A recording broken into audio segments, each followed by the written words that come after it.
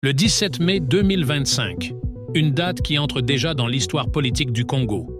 Le Sénat congolais a frappé fort, très fort. Une décision sans précédent.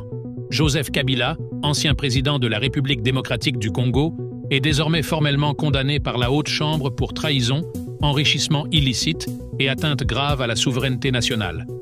Ce n'est plus un secret. Des mois d'enquête, des témoignages accablants, des documents confidentiels et un réseau financier opaque révélé au grand jour. Le dossier Joseph Kabila est explosif. Le Sénat parle d'un système bien rodé, orchestré depuis des années, mêlant détournement de fonds publics, deals avec des groupes rebelles et accords secrets avec des puissances étrangères. Mais ce qui fait encore plus trembler Kinshasa, c'est la division que cette affaire crée au sein même de l'élite politique. Le clan Kabila se fissure. Des anciens proches prennent leur distance, d'autres négocient leur immunité. Le Parti du peuple pour la reconstruction et la démocratie est au bord de l'implosion. Moïse Katumbi, lui aussi, est de plus en plus isolé, pris dans des accusations de collaboration indirecte avec les réseaux de l'ancien régime.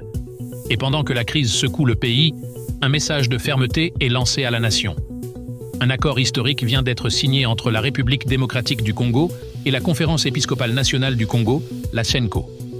Objectif : restaurer la confiance nationale, soutenir le processus de justice transitionnelle et renforcer l'unité du pays. L'Église catholique, longtemps critique mais influente, s'engage à accompagner les réformes et à mobiliser la population pour tourner la page de l'impunité. Dans son adresse solennelle à la nation, le président Félix Tshisekedi n'a pas mâché ses mots. Il a appelé à un sursaut républicain, à l'unité, à la justice, mais aussi à la vigilance. Il a promis que tous ceux qui ont trahi le peuple, quels qu'ils soient, devront rendre des comptes. Le Congo ne sera plus jamais pris en otage par des mafias politiques, a-t-il déclaré dans un discours qui restera gravé dans les mémoires. À Washington, la diplomatie américaine a salué cette nouvelle ère.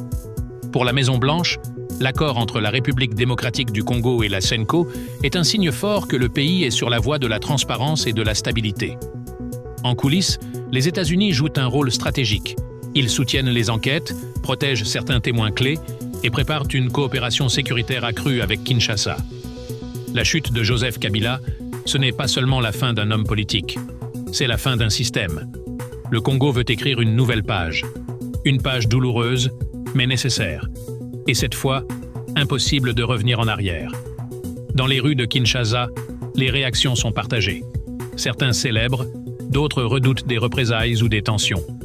Mais un sentiment domine, celui que la justice commence enfin à s'imposer. Le dossier reste ouvert. De nouveaux noms pourraient tomber. Des réseaux entiers sont surveillés.